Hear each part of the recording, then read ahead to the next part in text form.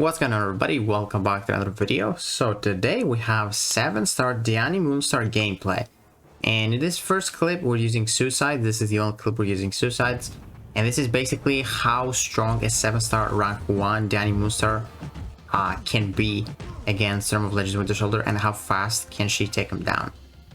And then also we're going to cover her ability, her awaken ability and showcase where it could be pretty useful for. So here we built up 5 prowess, and then before throwing my special 1, I want to build up my neural arrows up to 5 so we can get 5 neural shocks after the last hit of my special attack. And boom, there we go. So that special 1 hit pretty decently hard. We're hitting 9k into the medium attacks. Not too bad at all. We're unblockable there, easy to get some openings. Man, that dash break is so cool on Dani Moonstar. So now we got 5 prowess. I want to build up 2 more neural arrows so we can get 5 neural shocks after the special 2, and this special 2 is gonna hit super duper hard, man. Like, we're gonna have 5 prowess converted and we're gonna get through our special 2. Look at this damage, 39,042. That's it. So this took us almost a minute, a little bit less than a minute, 59 seconds. And this is how would a 7-star rank 1 Dani Moonstar perform without suicide this time. So let's see. We're gonna, I believe, follow the same rotation. You know, in the longer fights, you ideally want to apply the energy vulnerability, and then with your special 2, you deal nice crits, a lot of damage, and then the neural shocks deal a lot more damage because of your energy vulnerability. And it's lasting for quite a while, so you definitely have time to build up to the special 2, even if you're not like super aggressive. Even though with Dani you can definitely be aggressive because you got that miss mechanic, it's so easy to get openings. You don't need to parry and waste time like that. But as you can see, we're close to the special 2 and the energy vulnerability has 50% left in its duration. So we're gonna pop the special 2 just before the filter expires, and you want to do that because you build up prowess within your special attack with every single hit. And that's not too bad. Like, we're dealing 18 or 12, 35. The damage is like all over the place, and that's not too bad. We're just gonna need 1 more special 2, which it's so easy to get the special 2 again because of that miss mechanic. You get so much, or so easy openings, many of those easy openings, and that special 2 is just gonna do it. A lot of damage, actually an overkill too. So this took us, for the non-suicides, a minute and 9, so there was 10 seconds less or more. And this here is Footloose. So as you might know, Dani Moonstar has, I think, the first passive slow in the game. As far as I'm aware, maybe you can get a passive slow with like synergies, but she has a 20-second slow debuff, which is amazing because I don't think there's a mutant champion that has a slow debuff, because, you know, slow debuffs, they don't work on class disadvantage. So, you know, most slow champs are like skill, but she is, I believe, the first mutant that has that. And a 20-second slow allows you to build up to the special 2 after you pop your first special 1 and do this kind of damage. Like, look at this. This is, again, no suicides, and this guy, I believe, has like close to 400k health. And as you can see, there's his first unstoppable. It's because I didn't keep popping this special 1, but you don't even need to because the fight is just almost over. But if you want to keep up this slow, you have a 20-second slow, so it's gonna last for a while. So that fight was 55 seconds, and I believe he had like 380,000 health. And yeah, man, the 7 stars do hit really hard. So this Miss Marvel has 367k. And I just, you know, I love champions that have slow and are like different classes. Like Anti-Venom is a science, because most slow champs are like skill, and now we have this mutant, which is pretty crazy because it's a passive slow as well. So even if, let's say, you don't have or yeah, actually the awaken ability wouldn't do anything, but even against skill champions, you don't care if they're gonna purify, and they purify a lot, like a lot. So you're just gonna apply the slow no matter what. And this is Footloose. I don't think we fight any skilled champion, but if there was like a king, oh man, if there was like a kingpin or like a mole man, they can't shrug it off because it's passive. That's so good. And there it is. Not bad.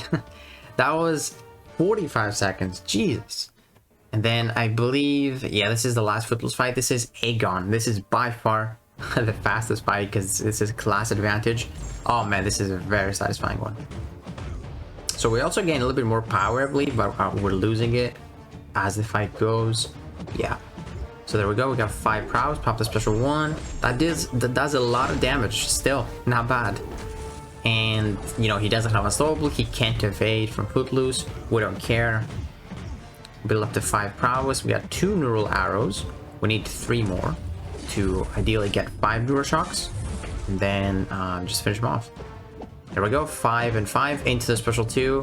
Just barely from that falter. See that? There's like no timer. And that's it. That's it for Aegon.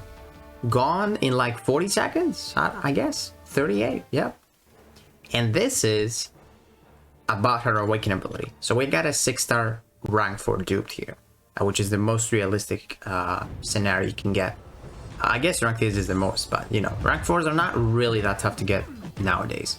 So this fight has tenacity, and every time she shrugs off a stun debuff or anything else, she gets inflicted with a neural shock, which doesn't deal a lot of damage, but you can pop the special 1 to get the energy vulnerability, and those will actually start hitting pretty decently hard. And also, we apply some neural shocks from the last hit of our special attack, and I believe we're gonna throw a special 2 right here. So we will apply 5 because we have 5 neural arrows. She could shrug those off, and she did. She did, and she just got them back. So we don't miss out on our damage. It's only 800, but it's because I threw it because without the energy vulnerability. And there, she's marked. So she can't regen. She can't. She's gonna go to her phase, and the regen is just not there. She just only has the, you know, immunity to damage, I guess. But she can't heal.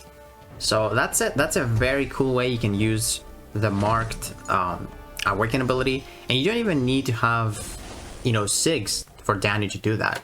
The only reason you would need SIGs is for someone like Nick Fury, because Nick Fury, this increases your chance to like inflict him with passive neuroshocks if he shrugs them off, and he does shrug them off like every single debuff when he gets to the second health. So if you have a SIG 200, it's a guaranteed kill, like fast kill against Nick Fury, because those are just gonna get, you know, passives, and he's just gonna tick down. There we whiffed a little bit, so that slowed us down a bit. Her medium attack does that sometimes, the first medium. But yeah, the marked can do, I think we're fighting a Groot and he pops a special 2, so he gets no regen.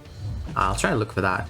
I mean, you counter, let's say, Gore, because Gore's regen is like based off missing health, so he can't heal below 10%. Or Absorbing Mant, based off missing health as well. That was some decent damage. As you can see, 5 passive shocks, because he just tried to shrug them off. Actually, he did, but he got them back.